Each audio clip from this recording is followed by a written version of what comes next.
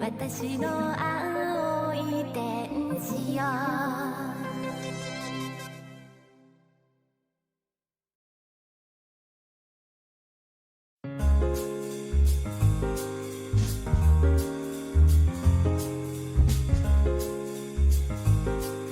Hello everyone, my name is Enslaved Anon and I write games for fun. So what are we doing today? Well, today we're going to be working on Monster Girl Adventures, the ReMonstered edition.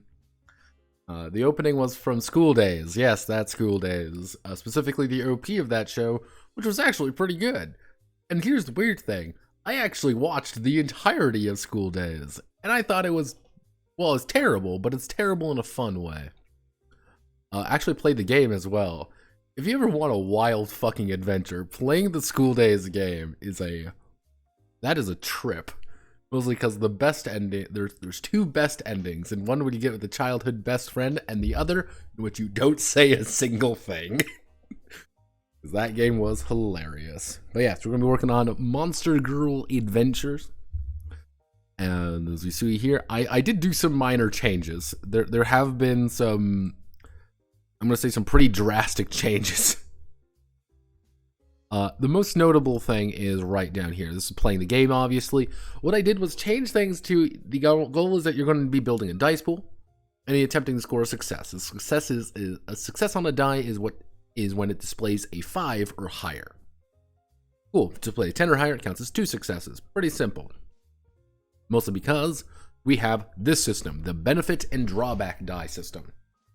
In simple, instead of having, let's say, for example,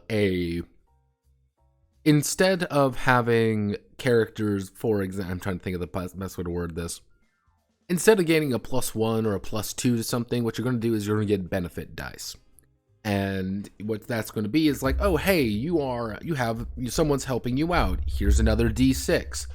Oh, it's favorable conditions. Here's a D6, here's a D8, here's a D10, here's a D12. That's kind of the basic idea. You're going to be handing out benefit die instead of, like, again, flat values or something like that. This also goes for drawback die, in which drawback die are only D4s. Those D4s can't actually score any successes. They are impossible to score success with. However, they have a 25% chance of being corrupted, otherwise known as a -1 success. This means that anytime something bad happens, you're going to be adding D4s to the check. So you might have quite a few different things all kind of stacking together to roll at once. This also means that someone just pinged me 4 times in a row. Hello, Tack.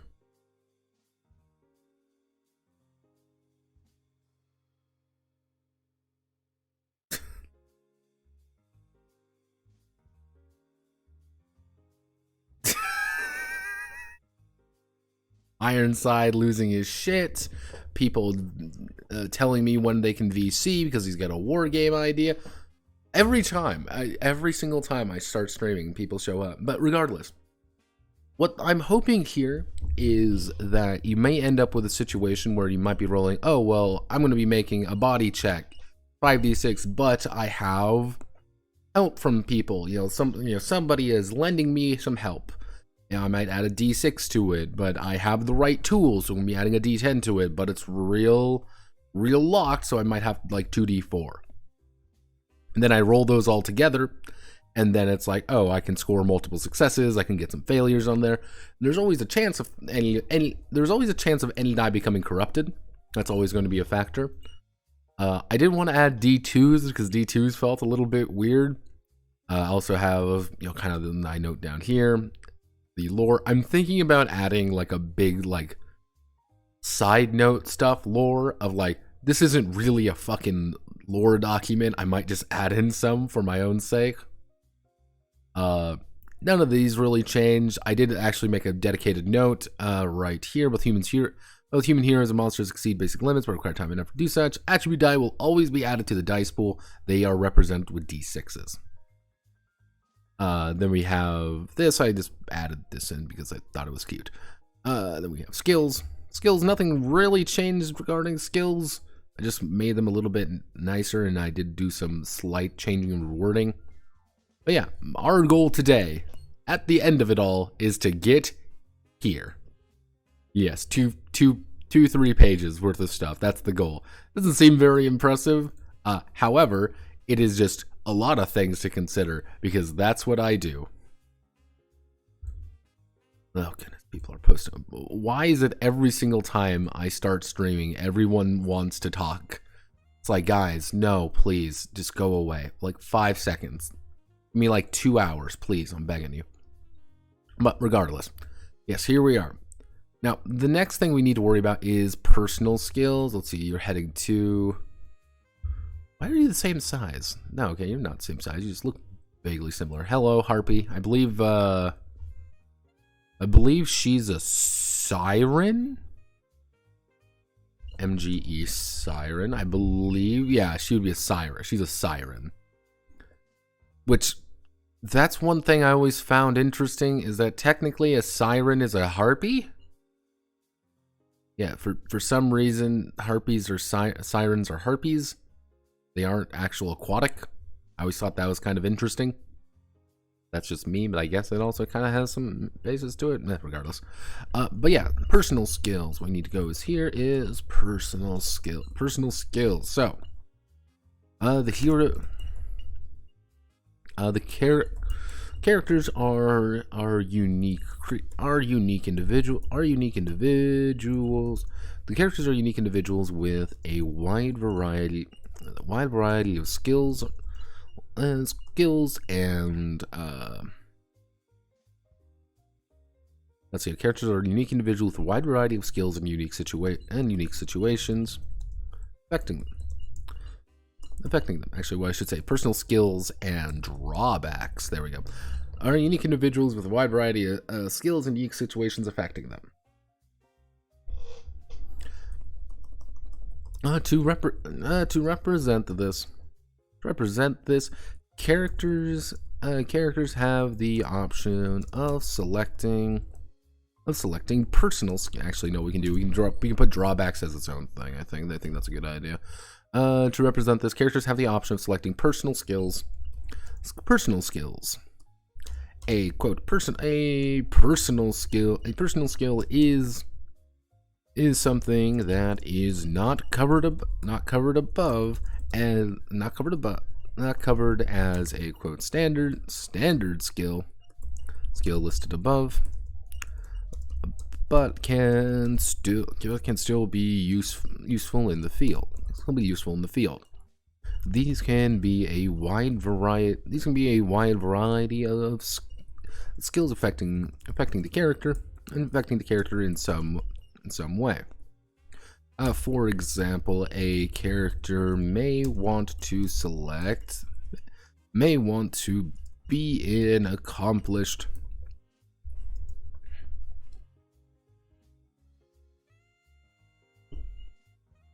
let me see. What isn't covered really up here? This is the great thing about having all these skills up here. It's just like, here's everything what you need. This is pretty much literally everything almost of when it comes to skills. Like, it's kind of hard. Let's see. What would be what isn't covered here? Mercantile, nature, performance, stealth.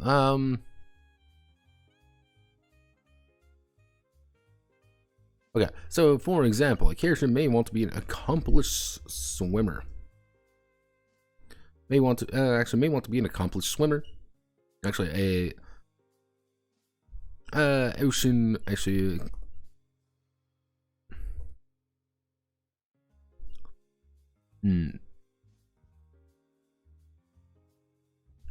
okay. May want to be an accomplished oceanic explorer.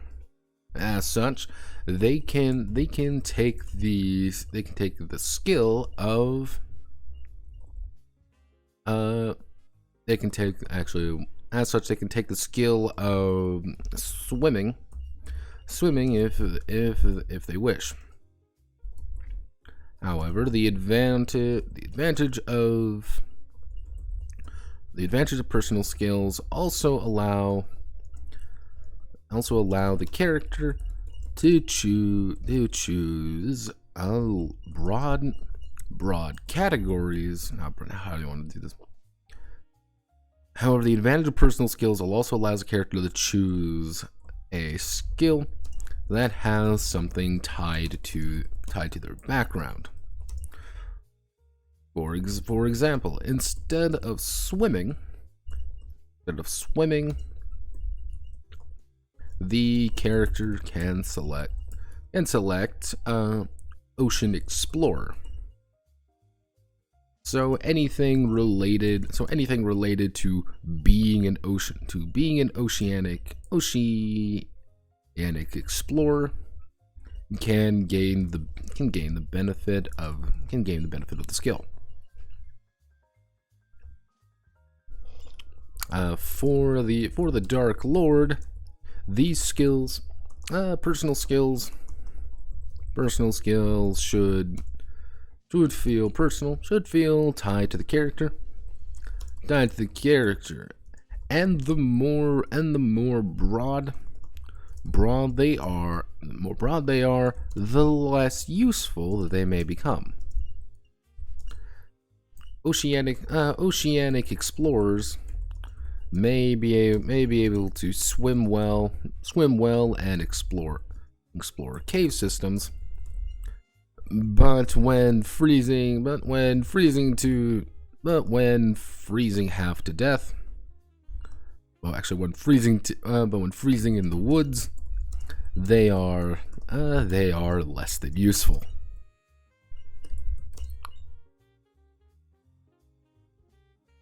And learning about fish. Learning about fish, but maybe able to swim well and learn about fish.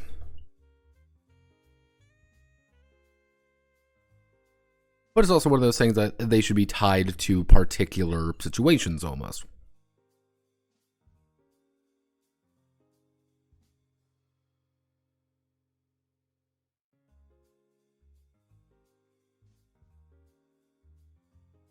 Yeah, I think that's where it kind of comes. Like I see when people talk about sirens, I usually see there's the fish variety, and then I also see the bird variety. The fish variety is usually a little bit more common, and that's when, if you say siren to me, that's immediately what comes in my head. But I have seen depictions of them as birds before, but that's a lot rarer. Didn't The Witcher do that? I want to say The Witcher did, but I might be thinking of something else. Ugh. Let me readjust my body here.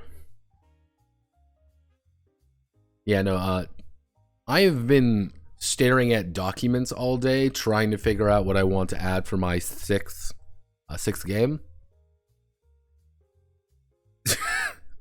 Flying fish that sing, of course. Welcome to the Witcher, everybody. Let's see. So, dark little person. When freezing in the woods, they are less than useful. Okay, so personal skills are it's the advantage of being able to finally tune a character, with the disadvantage of being that they are sometimes going to be a little bit specific, and so it's a little bit of curation there.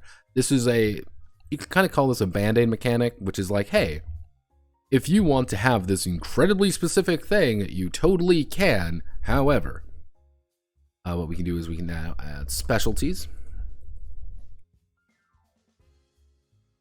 Specialties. A character who is focused on a particular aspect of a.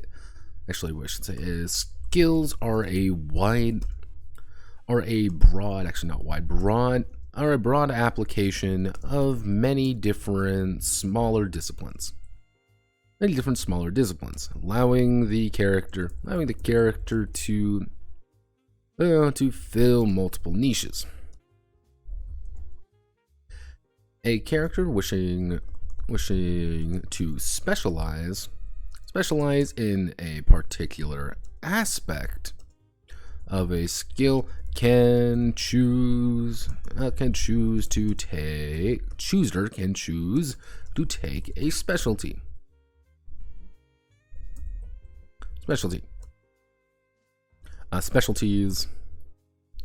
Specialties allow the character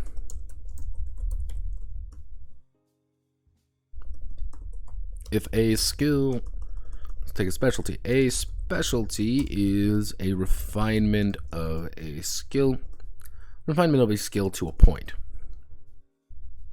allowing them to focus heavily on one aspect of the skill over others. When making a check,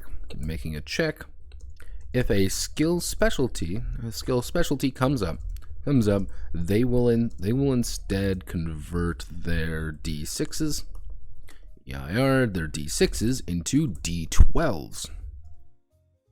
A little bit more advantageous, effectively. You get a little bit more. Skill specialty comes up, they will instead convert their D6s into D12s.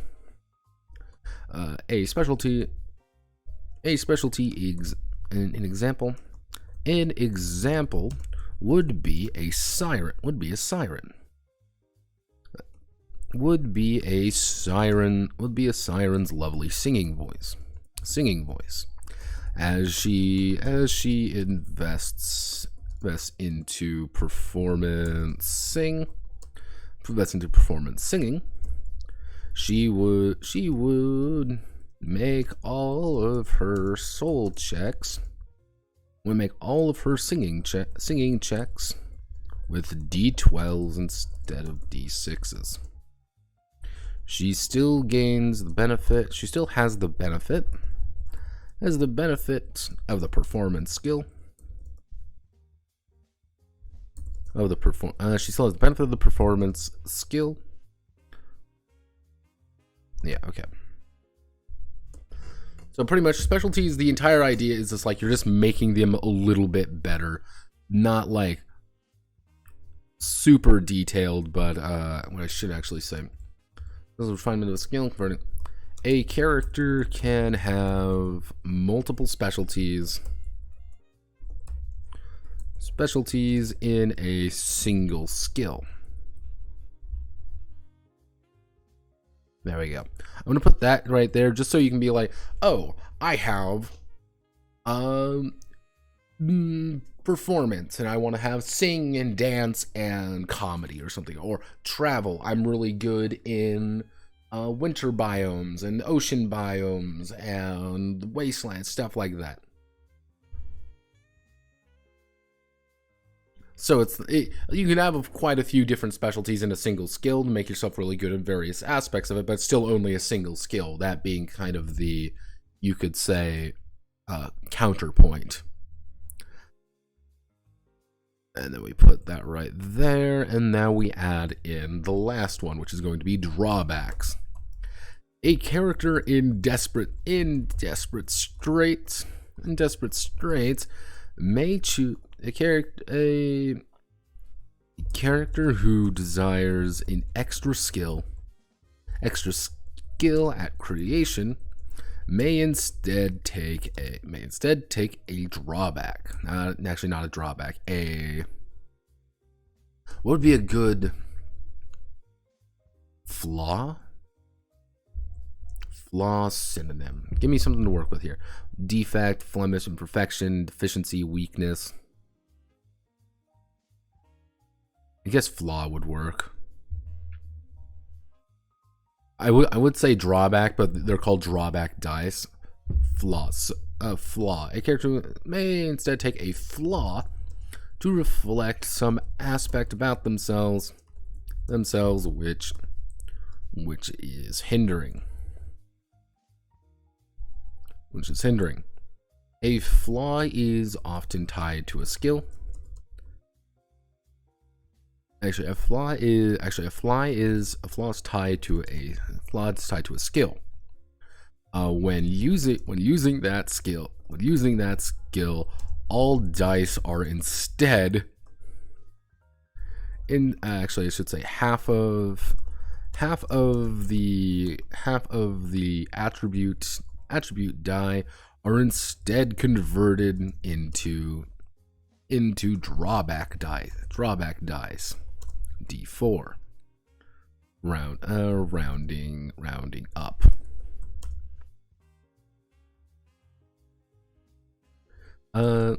Taking a flaw is optional. But if they do, the character gains a new skill. Gains a new skill of their choice. Gains a new skill of their choice.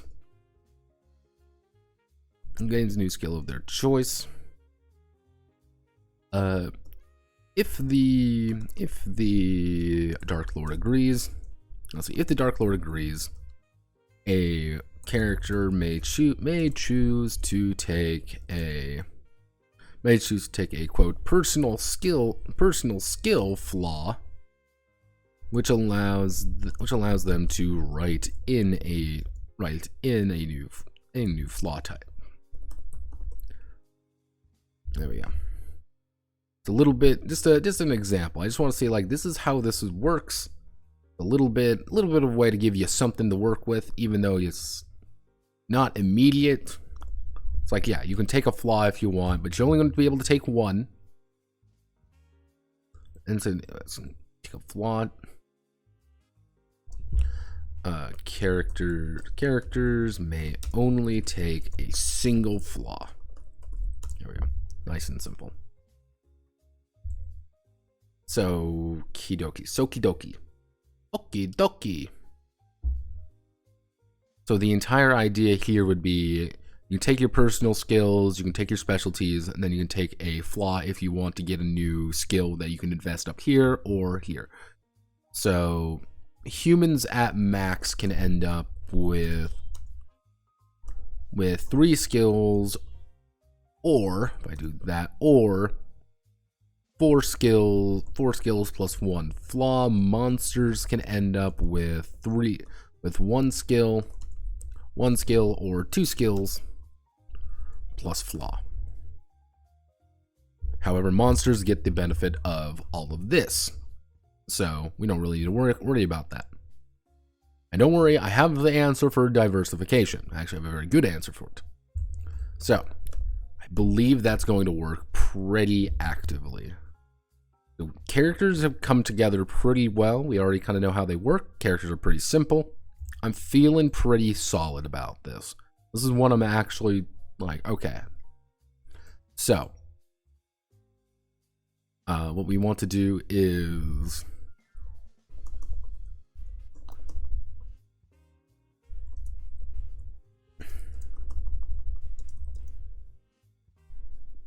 we'll call it fatigue and injury.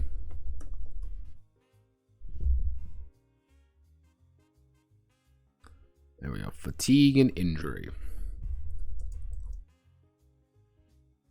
So, characters are not immortal. While some of the monster races would like to believe they are. All characters have a track detailing their fatigue as well as injuries.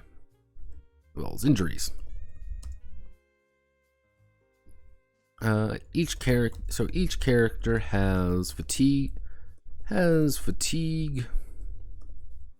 and injury equal to, it would be, we'll say 10. Each character has fatigue and injury equal to 10. And it's equal to 10 at, actually, 10 at their base.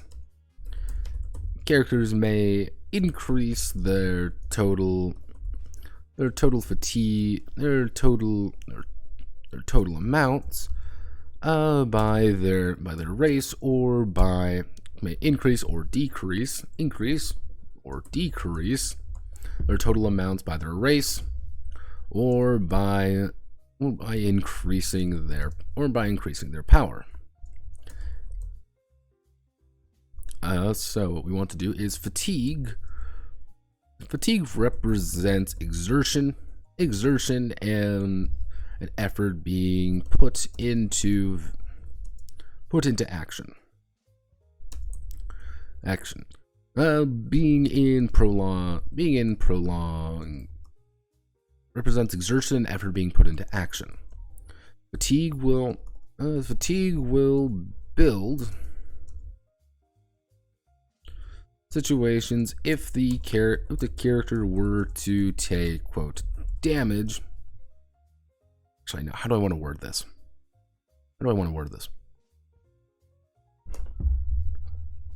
Pretty much the idea behind it is that I don't want a death spiral. There's going to be no death spiral combat. It's supposed to be very simple and very easy. It's not really supposed to be blood and thunder, guts and death. No, that's not really the point. That's not going to be the point of this game. However,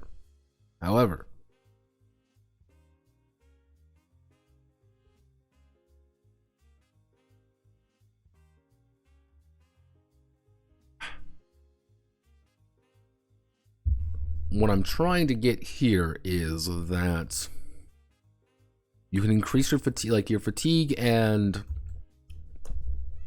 let's say you have 10 fatigue, and let's say you have 10 health. Actually, 10 injury or whatever. I don't know how I want to call that.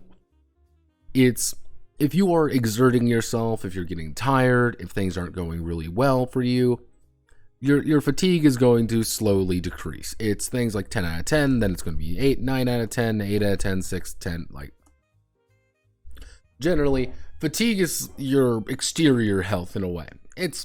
You have fatigue, it's going to decrease. As long as you have it, you're going to be at kind of peak performance.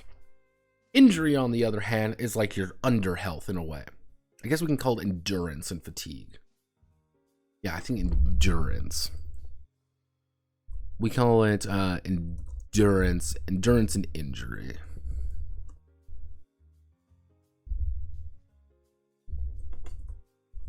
Injury equals... Okay, I think I know how to word this. Endurance acts as the outer, as the character, as a combination of the characters fatigue, mental reserves, and small injury and small inconsequential injuries.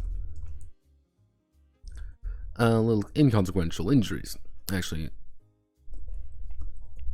wounds. Anytime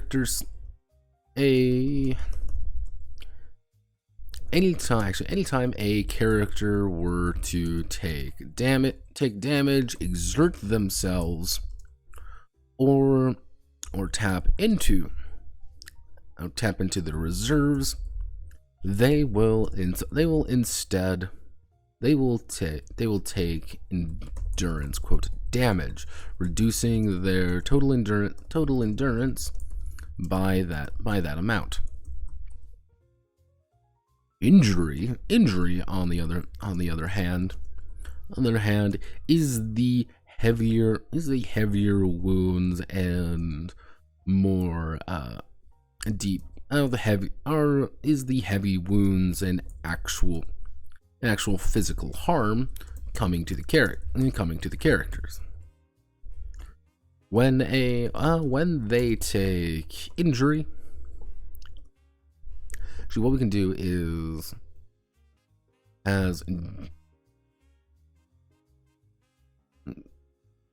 each character has an endurance of 20 and an injury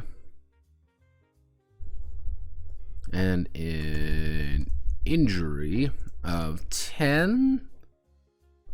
Yeah, I think 10. So we got effectively 30 health to work with, which is quite a bit, which is what I want. Again, you're not supposed to go down very easily. That's not the point of this game. So actual physical harm from playing the character. When they take an injury, after endurance has been exhausted, they will begin to take injuries.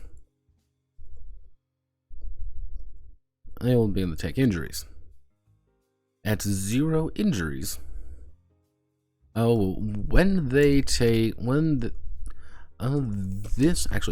has made a clear mark that the character has.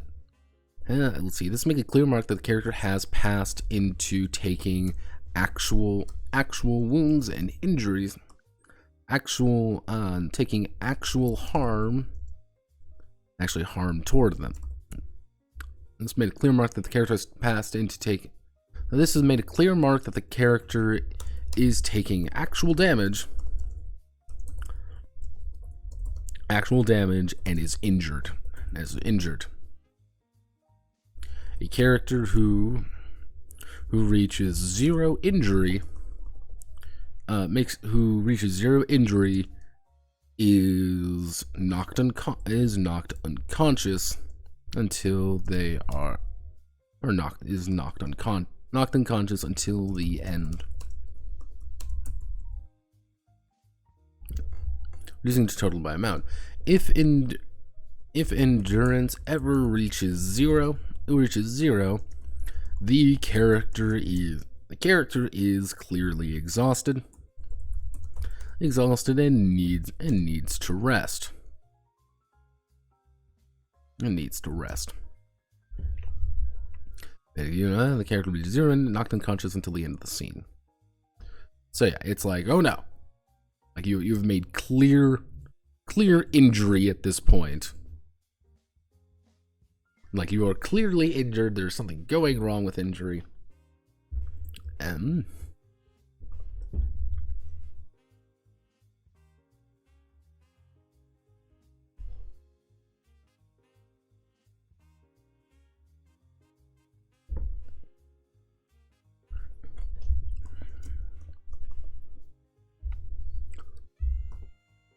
Actually, what I can say is using endurance. I will do tapping into adrenaline and adrenaline spike. A character may willingly reduce their endurance. Let's see. A character may willingly reduce their endurance by a character may willingly reduce their endurance to add an additional D6 to any roll of their choice. There we go. They may willingly reduce their endurance to add an additional D6 to any of their choice. This costs only. Every subsequent die added costs plus 1 endurance to do such. For example, Sadra needs to.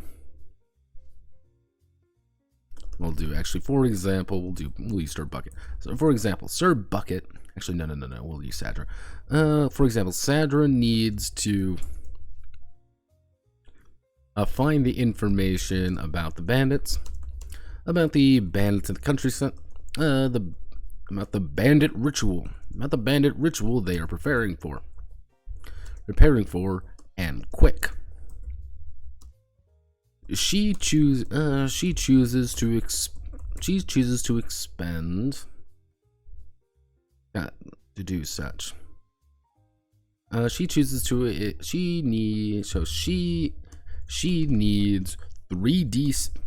needs an additional 3d6 to her roll. So she reduces her endurance by, it would be 1, 3, 6. It'd be 6. Reducing by 6.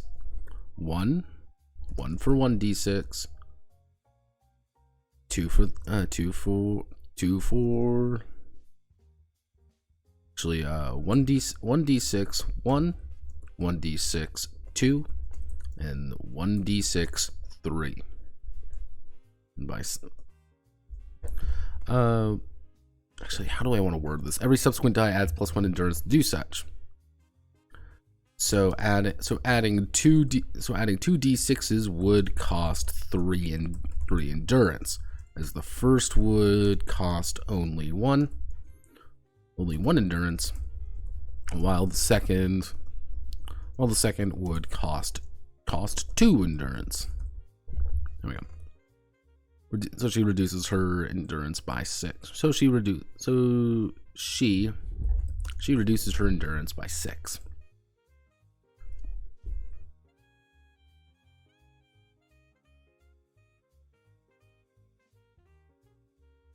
This is just applying raw effort to it, so that you don't really, like, this isn't really good. Adrenaline die are not affected by skills. Are not affected by skills in any fashion. These are are not affected by skills in any fashion. So they will always be D6s due to the strain on the system. This doesn't mean that you're doing things better. It just simply means that you're being able to add more. You're adding more of a chance. You're diluting the pool a little bit. But this is, I really need to get this. But you can also fuck up more. That's kind of like one of the issues, that You're adding more dice, which may become corrupted. This isn't always the best thing. But if you really need those successes, maybe it's a good idea. And, okay, we'll do this. And we do 3.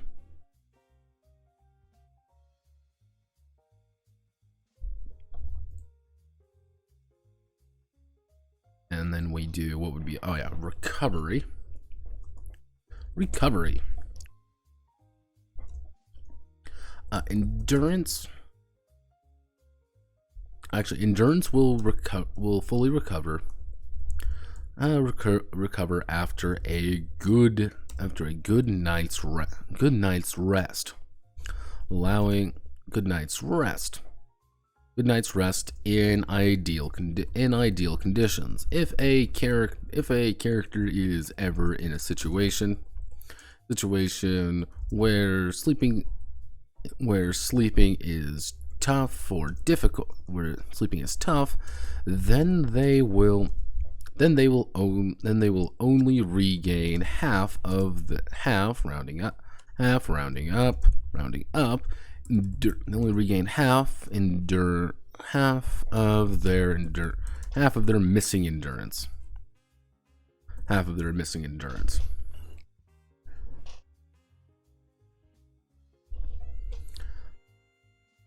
If a character is injured, they will restore.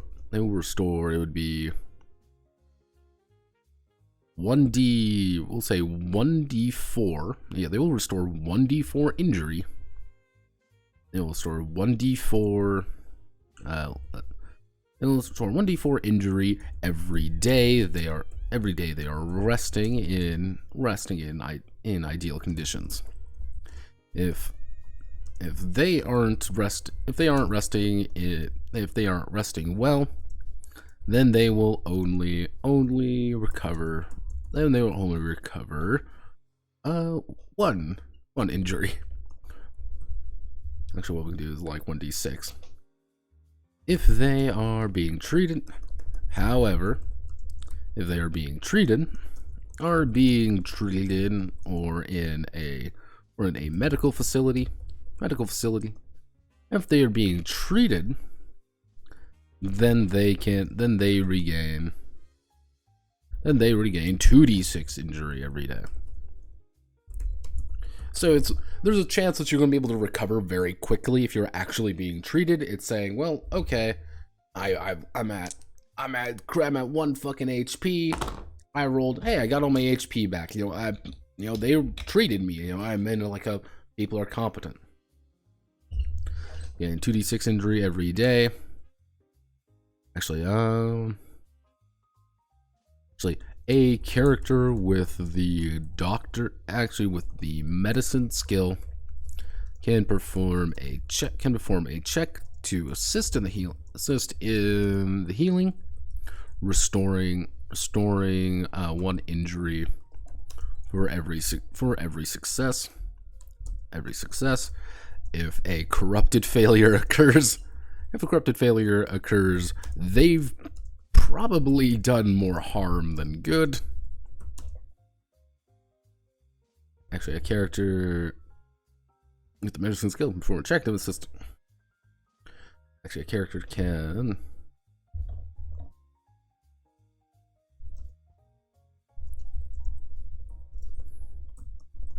and restore 1 injury for every success. Corrupt failure occurs. They've probably done more harm than good. Reduce. Yeah, so if you absolutely botch it, you might be able just to hurt them further because you're just not a very good doctor. There we go. Yeah, I want endurance to be pretty active. Like, you're always going to be kind of recovering endurance because that's a good thing. You want to be able to use it because it can be used for other things. You're always encouraged to spend it because the more you're spending a resource, that means the more likely that you want to continue spending the resource. It's kind of a back and forth. If there's a clear way to get the thing back, we want to keep using the thing, so we keep getting the thing. It's a cycle. That's all it is. It's a resource. Resources are valuable and should be spent.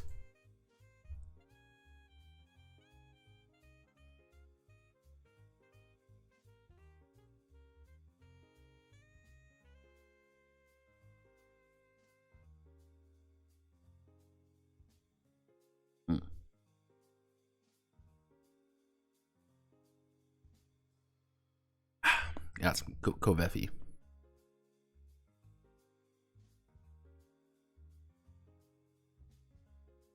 Yeah, I can throw a thing right here. And yeah, I think this is a pretty decent system. Because what we can do here is that it's giving characters pretty clear, like, hey, you have 20 endurance and 10 injury.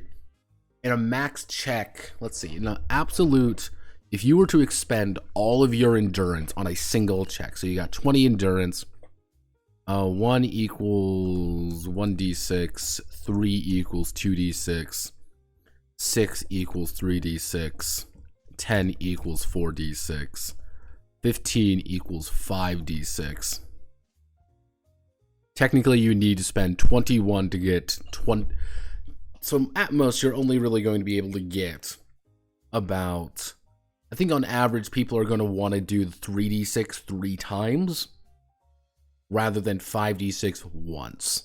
That's just a better deal, I think, and that's okay for me. Because if you have higher endurance, you'll be able to get a little bit more, but you can't use it for injury because injury is bad. Like, you don't want to be injured, and injury is not good for you. So, mental stability and ego protection, willpower. Nope, we're changing this to affection.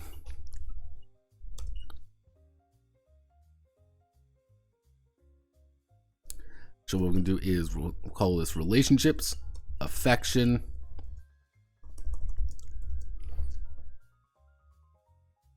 and actually, there we go, relationships, affection, and desire. And what I can do, because I'm me, is we need to go down here. Where is it? Soul bonds, affection, love, and soul bonds. Yeah, okay. We have nothing there, but what I need to do is I need to explain what the fuck this is. Because you're not really going to have like a mental health. I'm not really going to do that. I don't think that's appropriate for this game, what I'm going for. However, actually what we can do is affection, and desire. Affection is a unique, affection and desire. Affection and desire are a unique part of the MGA experience. Actually, are a unique part of the character that gives them an overall. That affection and desire are a unique part of the character that has them build relationships with other characters. A character starts with a character on average begins play with 3 affection and 3 desire. Actually 3 affection and 1 desire.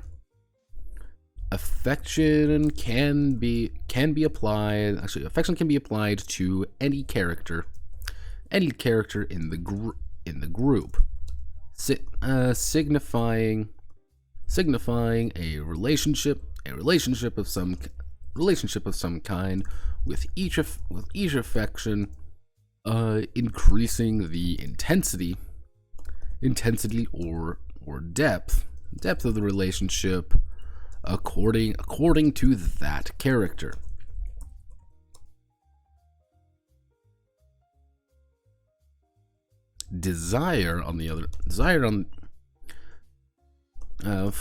For example, Sir Bucket has assigned 2 affection to Sadra, and 1 affection to Tiana. 1 affection to Tiana. He is 1 affection. For example, Sir Bucket has assigned 2 affection to Sadra and 1 affection to Tiana. He's known Sadra for longer, and considers her a good friend. Tiana is still relatively new to their group. Desire is also applied to a character. Desire is a reflection of. Actually, fuck. How do I want to do this? How do I want to do this? Do I want to cut this for now and wait for later?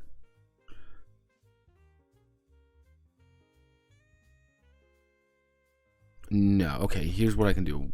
We're just going to apply affection. No, affection. We'll do affection and desire. Relationship according to the character. For example, Sir Buchan has 2. Desire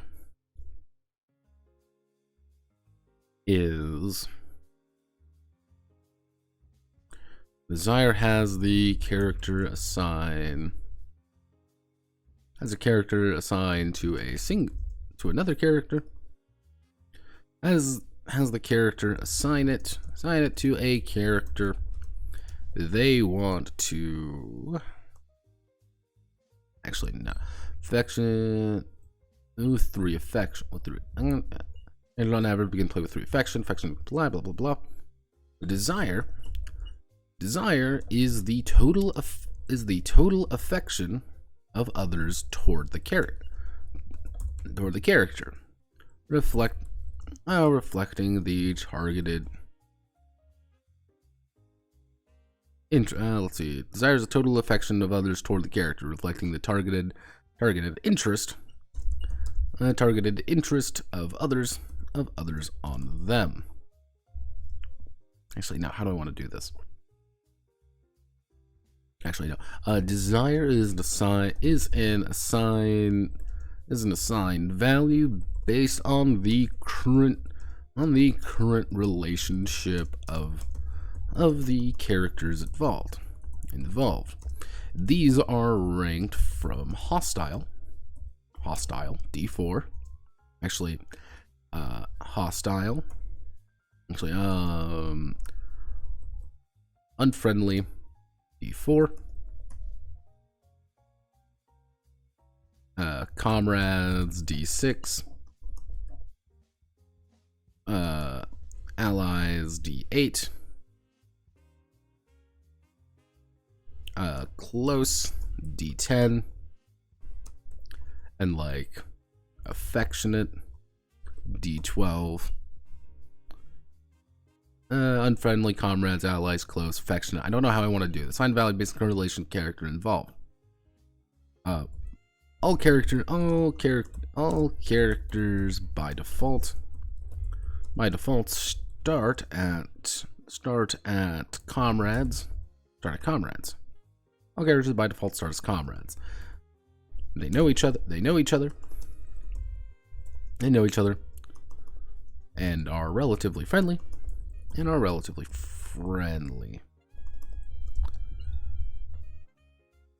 Actually, we can do companions. We can do bonded. Actually, no, we do close. Then we do close, bonded, affectionate. All characters by default starting at comrade, they know each other and are relatively friendly.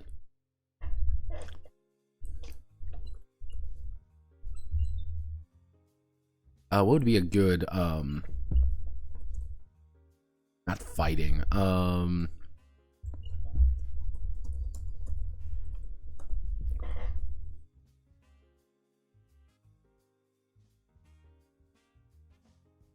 what's a good word for this? Kind of like a relationship where you're like hello, Witch Creek. Kind of like a relationship you're not currently like, you're angry at each other, but you're still like, we're friends, but I kind of want to beat the shit out. Like, I kind of hate you this second because I genuinely want to hurt you.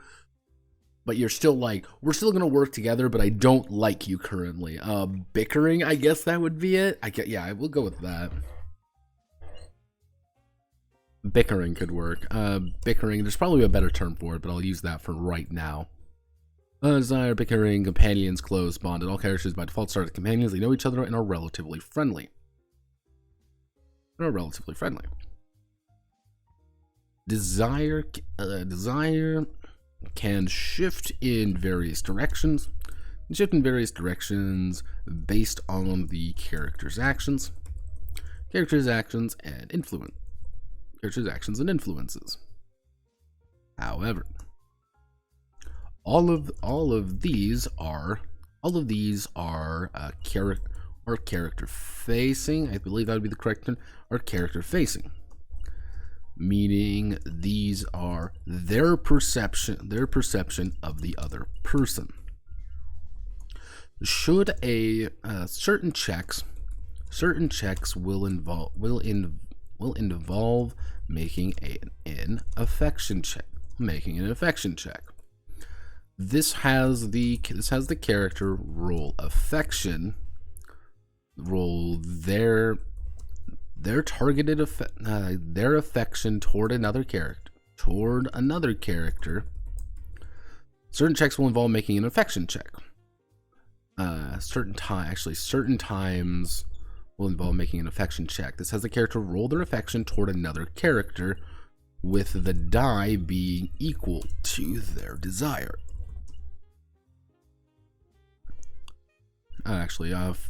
We'll do for example. Sadra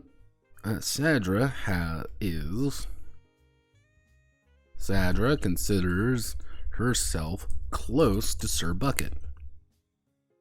Let's see. Sadra considers herself close to Sir Bucket, while Sir Bucket sees the two of them as companions.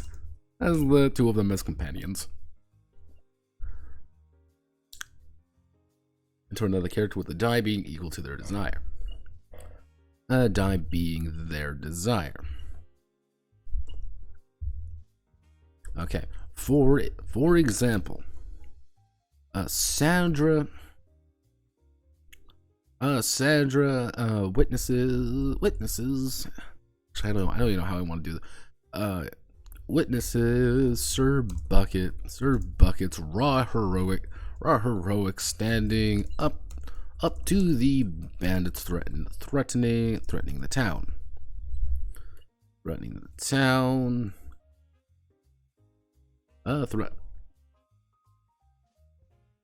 see. Raw heroic standing up bandits threatening the town. She makes an affection check.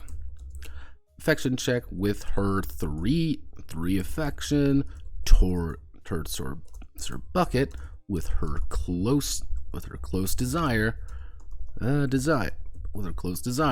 making a 3D rolling 3d8 die, rolling 3d8. If she's successful, she may choose to increase her desire toward him one step higher. So it's kind of along the idea. That's how we're going to kind of play with the relationship mechanics a little bit. It's more along the lines of like being able to do these things as well as being able to add them to certain checks, because that's going to be kind of down below a little bit more. Actually, no. Here's what I can do. Roll affection toward another character with the die being their desire. Often these come in the form of assisting checks, or when needing to convince another character of something.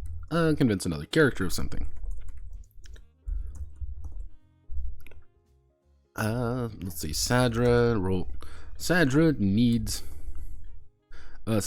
is assisting Sir Bucket in uncovering the location of the bandit home base. The two are alone and researching what they can. She chooses to make an affection check, adding a 3 adding her 3 affection toward Mr. Bucket, with the D8 for them being close. For her perception, for her perception of being close. Unbeknownst to Sir Bucket, Cassandra is enjoying this far more than he is. There we go. Because one of the issues I notice a lot of the time with relationship mechanics is that it becomes either too gamey or it becomes a little bit loosey-goosey. I want to provide a bonus here. I want to provide an immediate bonus, being like, yes, you want to increase your affection with the target, because the higher affection, that means the more dice you're getting. However, your desire is going to be entirely based on you. And at a certain point, when it comes down to like more of the relation side of things, I want to have like, there's going to come a point where it's like you can't really fit that much in, or you're going to have like there's going to be some things that are going to go wrong for you. Like, yeah, you can't love everybody, and if you do love everybody, then everyone's going to get a little bit more pissed off at you when you aren't making any choices. And I want to encourage that. I think that would be interesting. It's kind of like, well, do I want to keep everyone at kind of like do I want to keep everybody at arm's length? Because I want to keep my own professional opinion, and then like, why are all these monster girls lusting over me? Oh no! That's the point. That's, again, this is a PG-13 harem comedy. That's the entire point. That's the joke. Will it work? No idea. I have zero fucking idea. I just need to write something down right now. But this should provide something to work with, and that's right now, like the most important thing 95% of the time is getting something written down. Because if it's written down, that means you can work with something. You don't have it, you can't see it. So actually, I'm going to do a side note, determining starting desire. There's no hard and fast rule for determining initial desire. Generally speaking, it's up to the Dark Lord to determine such things as based on the campaign.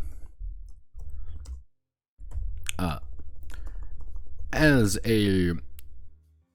a hard and fast ruling, everyone will begin at companions, though a character may choose to shift one character up to close. There we go. That's going to be my hard and fast ruling, being like, most everything is going to start off at basic D6s. However, you have the opportunity, if you wish, to increase it up to one character up to close, which normally it's probably going to be the hero. That's the point. And that should work. Neato, and as they say, burrito.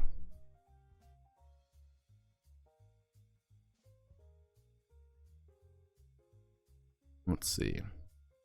Okie dokie then. This turned out a lot simpler than I thought it was going to be. TBH there, family. I guess, let's see, how long have we been going? We've been going for like an hour. I can go a little bit more. I'm going to probably get this section done. So, the uncorrupted races, otherwise known as humanity, and various humanity likes. So, part of me wants to get rid of this entirely. Another half of me doesn't. What I'm going to do, actually, is I'm going to make heading to humanity.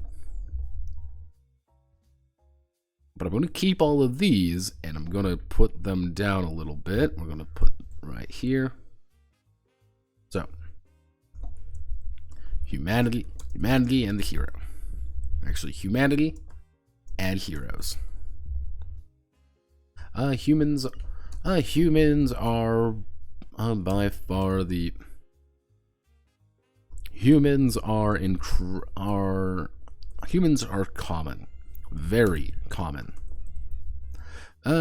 Most everyone, actually, humans are common. Actually, no. Humanity is the most common.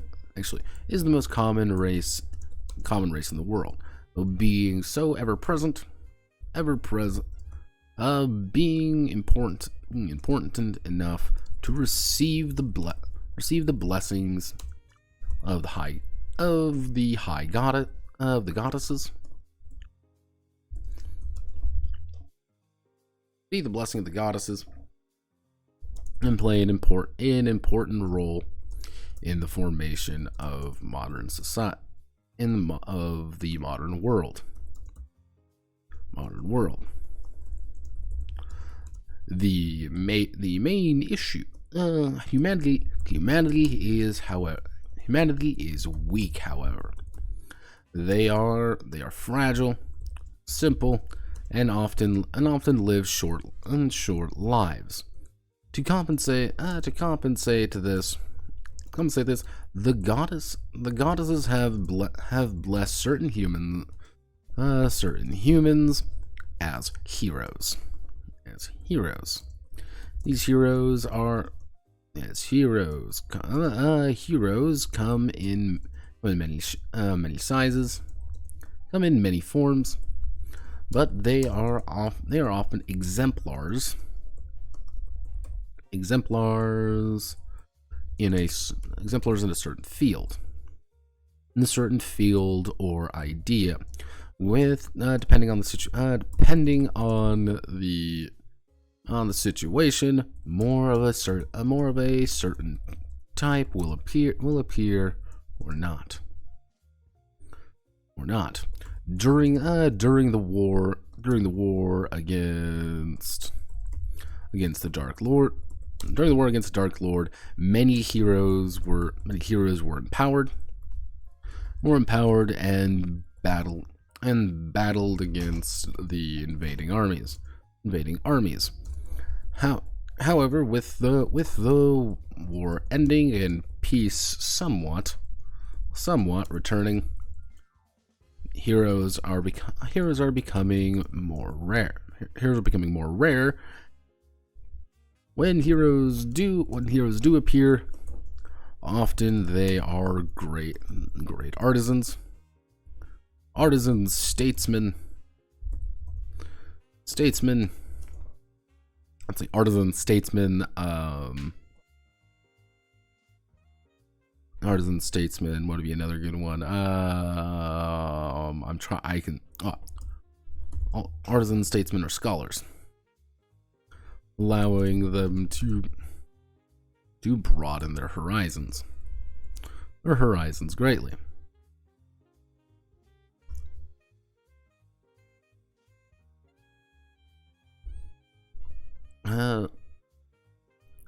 The catch is that these heroes occasionally still appear among adventurers and travelers who find themselves thrust into situations of great import, or just finding themselves in the wrong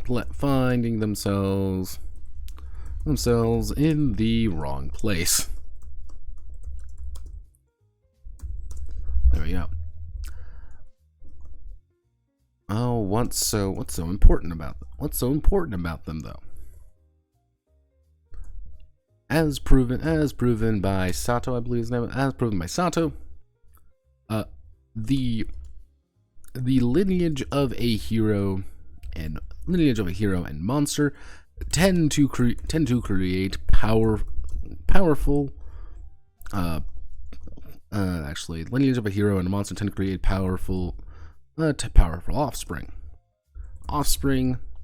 Actually, as proven by Sato and actually in his party, heroes and monsters bring out monsters, bring out the best in one another, leading to the formation. We got the best in one another, increasing both's power exponentially.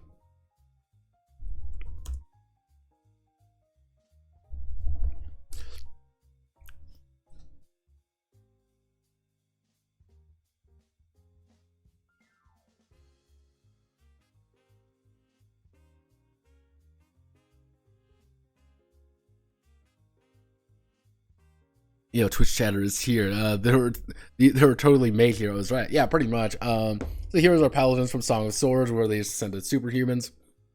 Humans are isekai MCs from anime. I was taking the world too seriously for a moment. The idea behind a hero is, in my head anyway, again, the setting is bullshit. That's the big thing you always gotta remember. The setting is complete bullshit. The basic concept behind a hero is that they are people plus one. They're a little bit stronger, a little bit better than everybody else.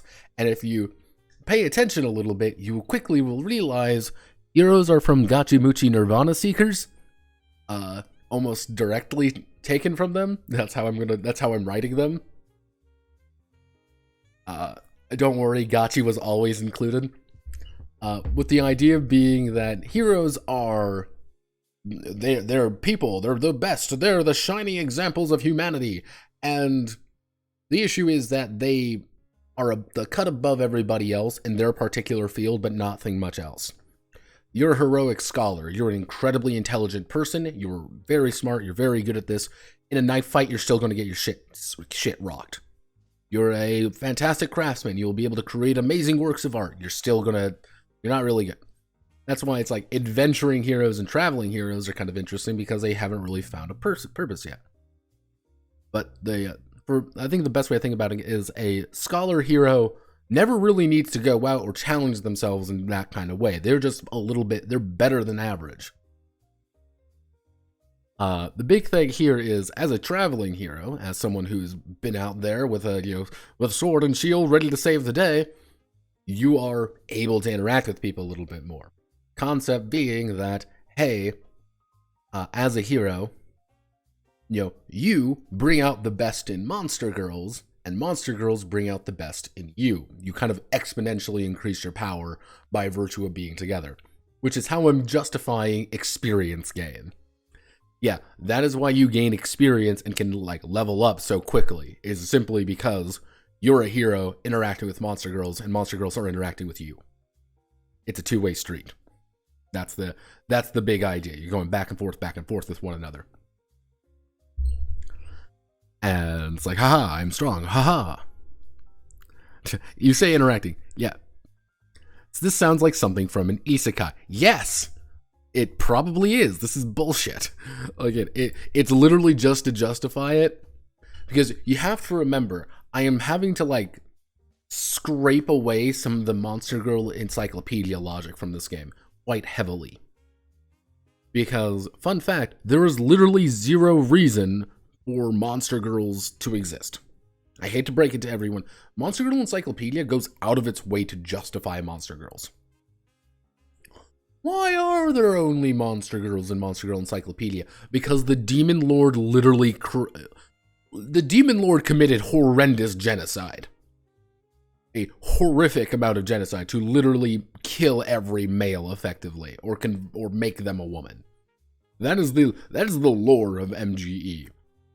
And if you really look at a lot of other Monster Girl media, they always have to put that justification in there somewhere.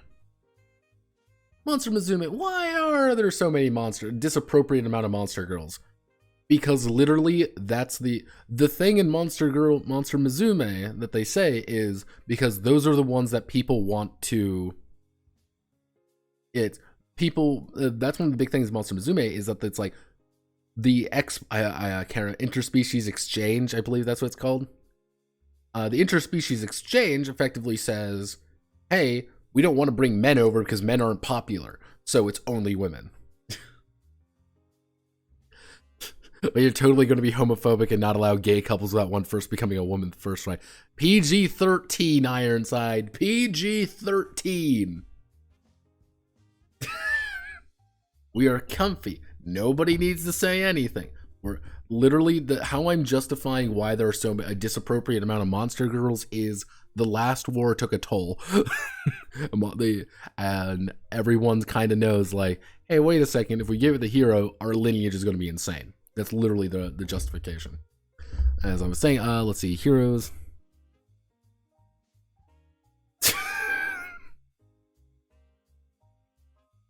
Yeah, but we're not sponsored in China. We're not sponsored in China, unfortunately.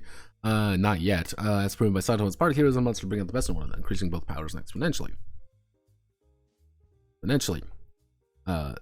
To the point where the it also proved that the lineage of a hero. No pet on fantasy.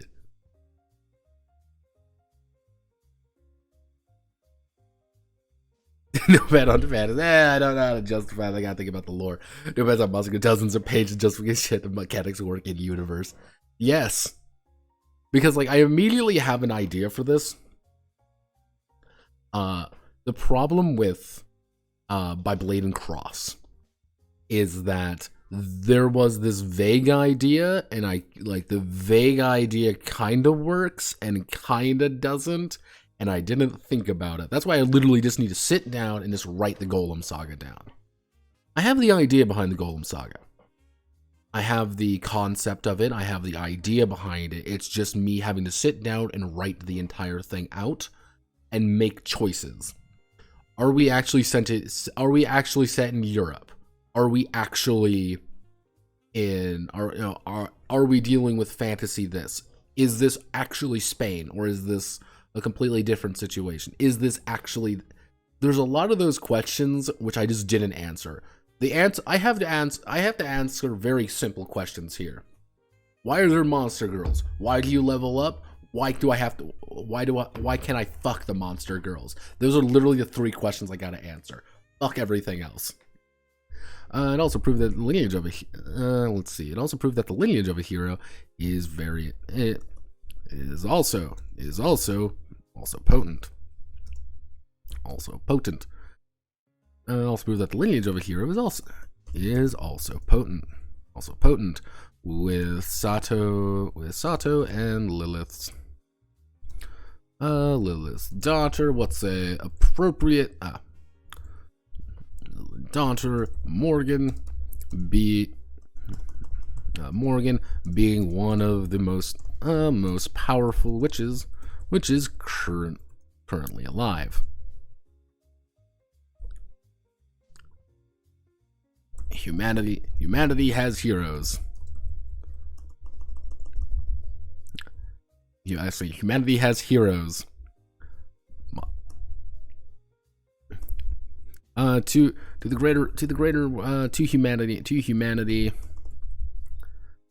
humanity.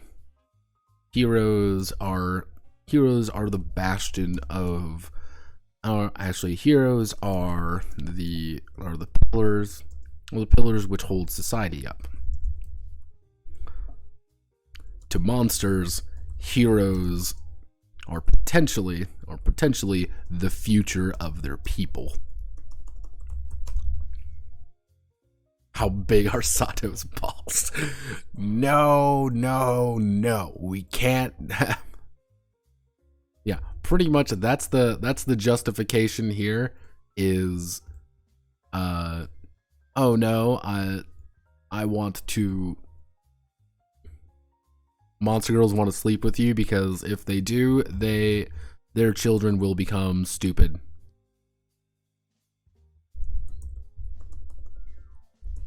But they also just kind of want to interact with you because, hey, include both powers exponentially.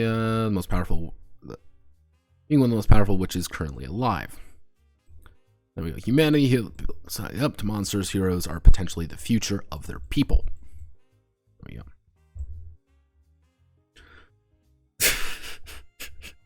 Can't answer those questions, but I'll let you debate on it yourself.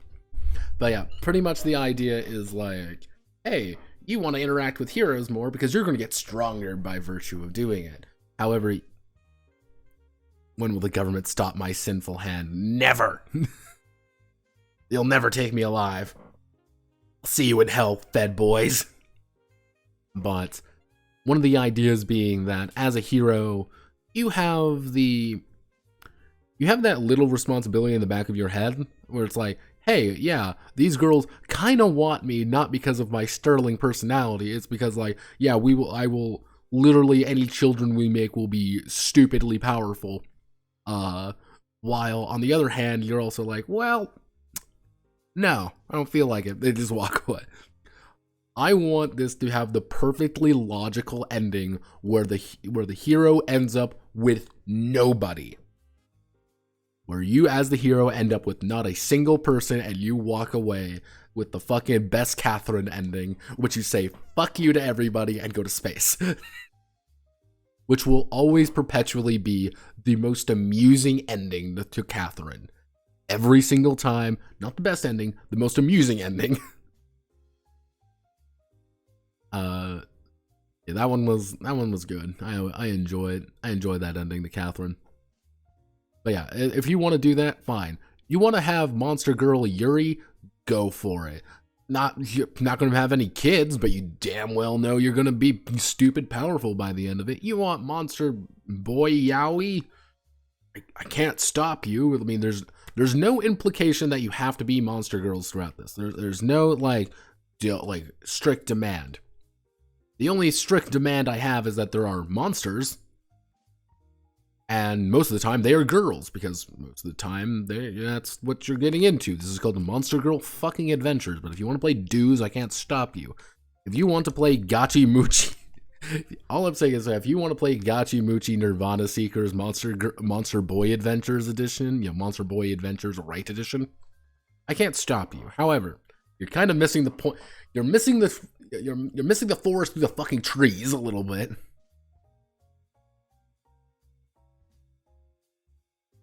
Yeah, exactly. There's no implication or requirements for Monster Girls except for the title and entire concept. It's one of those things, like, I don't want to ever put this isn't going to be like Gachimuchi, where I put an exclusive note saying, can I play a female seeker? No, you cannot. The Path of Arjun is for men only. No, I'm not going to do that. It's kind of one of those things, like, if you've opened this document, if you've read the entire document, you look at the document, you close the document, and you say, I want to run this game, you damn well know what you're getting into. It's like, don't be, and I don't want anybody to go and be like, boo-hoo, I can't play my Monster Boy OC. No, fuck you. You know exactly what you were getting into. You knew the goddamn millisecond you knew what you were getting into, didn't you? Boo-hoo. No, fuck you. Fuck you. That's all I gotta say to that. Fuck off.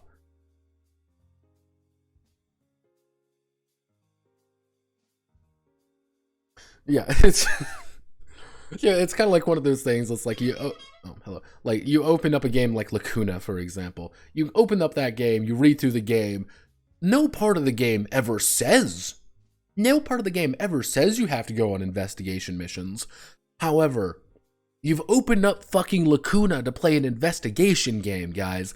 Like, I can't tell you explicitly to fucking do this. However, you should know what you're getting into. Do I even want to add the rest of these? No, you know what? I don't want to add the rest of these. Fuck it. I just need to remember. I should add giants. That's what I should do. That reminds me. Yeah, I should add,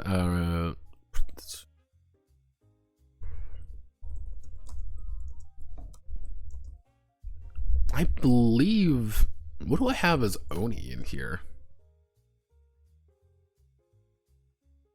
Do I actually even have Oni?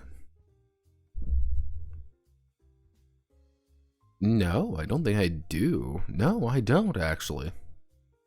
I don't have big girls here. I guess because Oni are all technically a certain kind, but yeah, I'm just gonna have to make that as a note. I'm gonna have to make that as a note.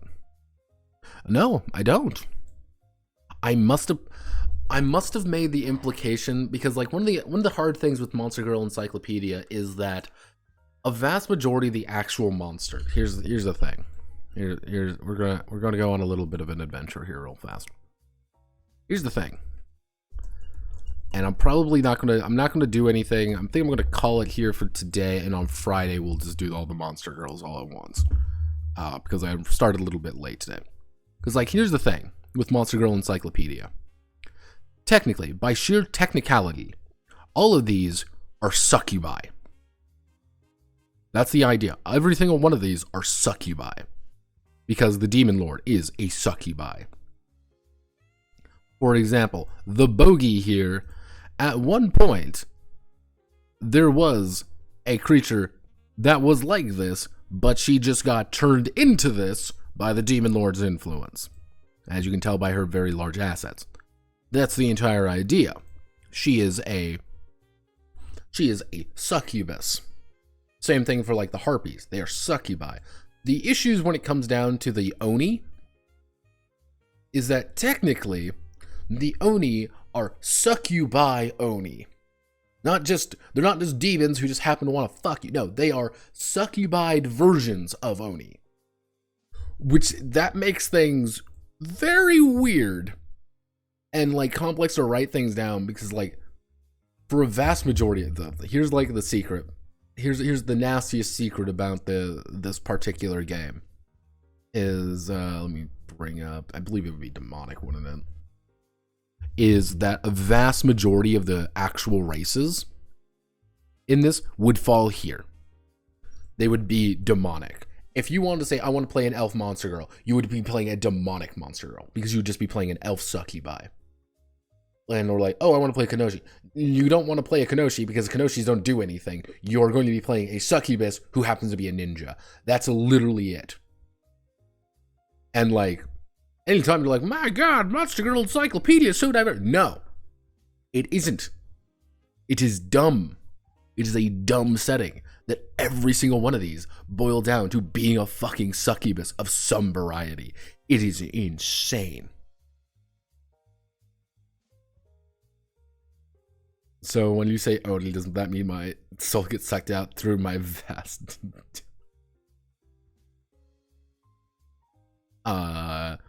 Technically, in Monster Girl Encyclopedia lore, succubus have to feed by,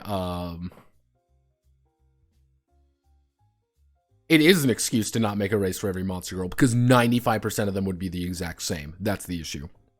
It is depending on which version you're playing. Because the entire idea of Monster Girl Encyclopedia base version is succubi require cum. They require cum to survive. That's what they eat. That's what they actually use to sustain themselves.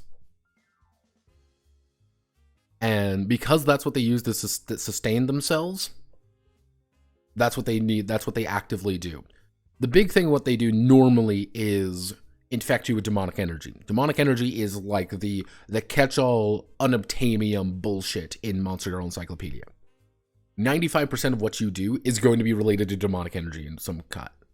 Because all of these are just monsters filled with, demonic energy. You'll become a monster too. That's where things get complicated. If you are a woman, you will become a monster.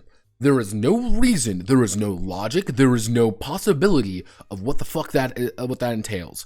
All that we know, and all that we think we know is, if you are a woman, you get enough demonic energy pumped into you, you will become a monster. There's no indeterminate type, there's nothing. What I ended up doing, like my basic understanding, was if you just have demonic energy pumped in, if you get infected with demonic energy as a woman, you will become a succubus. Specifically, you will become a lesser succubus. And then you'll have to rank up to a greater succubus. However, this is where things get a little bit more complicated. If you're a guy, you will become an incubus, regardless of situation. Because if you're a woman, my logic was, if a harpy gave you all her demonic energy somehow, you would become a harpy. if you got hit by a lamia, you would become a lamia. That being the logic. There's no fucking logic to NGE. I want you to remember that there is not a single piece of fucking logic to it. All of this shit, there's a lot of lore that just says, fuck the monster girl. Automatons still have no idea how the fuck automatons work. Tanukis. Yeah, Danukis. Yeah, that's literally... Yeah, it's like... that ethical, like, that is literally what the Tanukis do. That's their entire gimmick, is that they want to sell you shit. It is porn after all. Yeah, I think like one of the issues is that it became like there aren't enough dudes to go around. Yes, like the issue is that people kept reading too much into the setting and not realizing it's just pornography. And because he added in just more lore on top of each other, you have these moments when you're going through, you're like, oh, okay. And then you pause and you're like, wait a fucking second. Doesn't that imply that... Yeah, it's like, wait, doesn't that imply that this means for this? And in this situation, doesn't that imply this? And that's how we got to the fact that technically the size of the world is about the size of Jupiter and flat. Incubi do have greater production, and Incubi are also barely even... Yeah, trying to figure out the metaphysics and magical structure of Ogloff. It is like that. But like, I think the major issue with KC is that people went too autistic with it, because of course they did.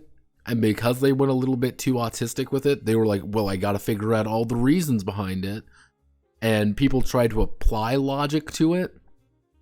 Like, that's what happened with the Monster Girl world building threads a lot of the time, is that people were trying to apply logic to it. And people were trying to apply, like, reason and, like, consistency to it. The fact that there is no consistency. And that there is no point behind some things. Because the thing is, I mean, Casey is very direct about this. Like, he has his particular fetishes, and he's not stopping it. And there's a reason why it's like, oh, well, if you coom enough, you'll... Like, there's some implications that, like, if you're just a woman and you have too much sex, you will become a monster girl. It's that severe in some writings, but also not severe. Like, it's... I look at it and I'm like, what the fuck? And that's why it's like, Casey doesn't like gay people. Casey doesn't like gays. Because he's a standard Japanese person. No, I never did get a response from Casey. Unfortunately, no. I'm not surprised. But Casey has his particular way of doing things. And there's a reason why, like, Alps exist. What do the dates mean? The dates are when they first came out. The release date. Technically, the absolute earliest Monster Girl that we know about is the Honeybee. And oh sweet Jesus, can't show it. Yeah, this is the Honeybee. This is one of the most, like, original ones that the artwork hasn't really ever been updated for as well. Because the original artwork for a lot of these looked atrocious. Oh, sweet Jesus. Yeah, like, there's I don't really want to click on any of these because there's usually just porn. Babe, wake up, new Monster Girl just dropped. Yeah. The most recent one has been the Krampus. Let me check. Is the porn right here? Yeah, this is the most recent one, which is Krampus, in which it's a beastman who wants to throw you in her sack and fuck you. Maybe also kids, but we don't talk about that part. But, like, that's the most recent one. That came out this year. Then we have the Pyro, there was the Bogey, and then the Bogey. Yeah, like, there actually aren't many. Yeah, this is the Bogey. Well, this is the Bogey. Very different. I have no idea why these are, named these ways. You want what? You want some thick Clusie? We got Clusie here. Yeah, Monster Girls. They do come out very slowly. Very slowly. I don't believe there has actually been let's see, published works. Let's see, canon, yeah. To give you an idea of what's been like canon, because then we have MGE1 came out in 2010 officially. That's canon. Diary of Age of Monster Love, that's not canon anymore. The Bahamut Complex, not Inari, no, not canon. Fallen Maidens is technically canon. In World Guide 1, Fallen Maidens is canon. This is canon. However, this is the thing. Fallen Brides is not canon. None of the stories are. World Guide 2, Demon Realm Traveler's Guide is canon. None of this is canon anymore. Damn it, Cheshire Cats, Welcome to Wonderland. This is gonna be porn, isn't it? Okay, that's cutting it close. Yeah, this is like a full fucking like a Dowsion. That's canon. MGE2 came out in 2016. 6 years after the original is when we got 2. Dragonia is the most, I believe this is one of the most updated ones. Let's see. Then we have like not canon, not canon, not canon. Technically canon, but also not canon. Oh yeah. This is also canon, but this also isn't canon by someone completely fucking different. Then the World Guide 3, which is the Sabbath Grimoire, because to give you an idea of like the sheer amount of bullshit that goes in. Oh, sweet Jesus. The sheer amount of shit when it comes to the Sabbath, it's all here. I believe the most recent works have been down here, but these aren't really by anybody. The closest one had the last canon thing in 2019 was based on Venice. It's literally Monster Girl Venice. This is the closest thing to canon what we've seen is this. Now, I want when I say like I didn't really want to do the original like full on 100% MGE adherent, because what I would need to do is go through every single one of these books. That's canon, mind you. That's canon, and then go through it. This seems to be the most common out. Who are you? No, yeah.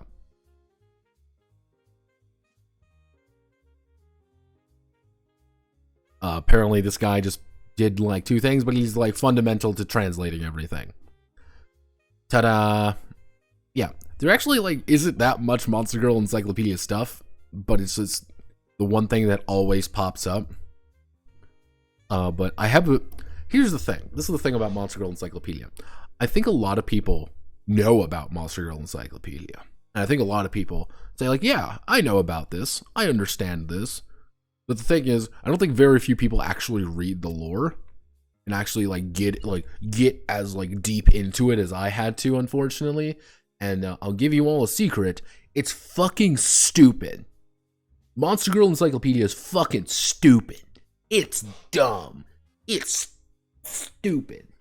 It's porn. And that's all it is. It's porn. Porn. That's all this is all this really does boil down to. And if you accept it what it is, it's fine. If you think it's anything more than that, i.e. every single it doesn't work. That's why you get things like fucking that's why you end up with things like this. This is Mon. Welcome to JP's Mon, in which it's like Monster girls, monster girls, monster girls. We like monster girls because they're evil on the outside. Da-da-da-da-da-da-da-da. Yeah, can't show that. Yeah, like, nope, can't show that. Can't show that. Nope, can't show that. Canadian. Yeah, like, these guys don't really give a shit about the lore. They'll say they like the lore, but they really don't. Because the lore is, let me remember, fucking stupid. Always remember that. The lore is fucking stupid. What you want to do is look at this. There's a reason why a vast majority of...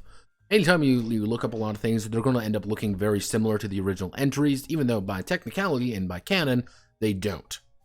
Everyone's supposed to look very different. Everyone's supposed to look... every Monster Girl is supposed to be unique. That doesn't happen a majority of the time, which is complicated and makes things very difficult to track, because technically, if you want to be really precise about things, each of these is simply a single entry that the Wandering Scholar took note of. That's the actual canon. That's how this fucking book actually works. It is the Wandering Scholar going to somebody and interviewing them, closing his book and leaving. That is why they all are the way they are. So it's very complicated. The setting MGE sucks. News at 11. But I'll call it there for today. A little bit shorter, but I got what I needed to get done.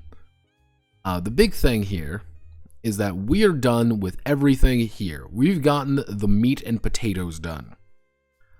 And because we've got the meat and potatoes done, we can now work on this on Friday. The goal for Friday is to get all of these done. That is the goal. Get every single one of these done. Probably write a little bit of new lore for each of them. And then we can kind of move on. This is going to be a longer one. I'm going to tell you that much. My goal is, if we get this done by Friday, we can do this to be Monday. Probably I can get all of this done by Monday. Then move on to probably Wednesday, maybe Friday. My goal is to get done by next Friday. That is the absolute goal, is Friday. However, am I 100% confident? Yeah. Did you just say MGE sucks? It does. Monster Girl Encyclopedia sucks as for actual writing. Because it's not meant to be taken seriously. And if you think it is, you're stupid. Brain dead. And dare I even say, moronic. MGE is porn. If you accept it, if you accept into your heart that MGE has always been porn and nothing more, you'll live a happier life. So I'm going to call it there for today.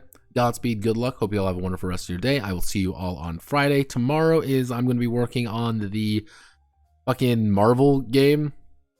I'm excited for the Marvel RPG video. That one's going to be fun. I get to talk about Spider-Man because I like Spider-Man. Okay, I'm going to call it there. Thank you all. Goodbye. Have a nice rest of your time. I'm, as they say, away. Ooh.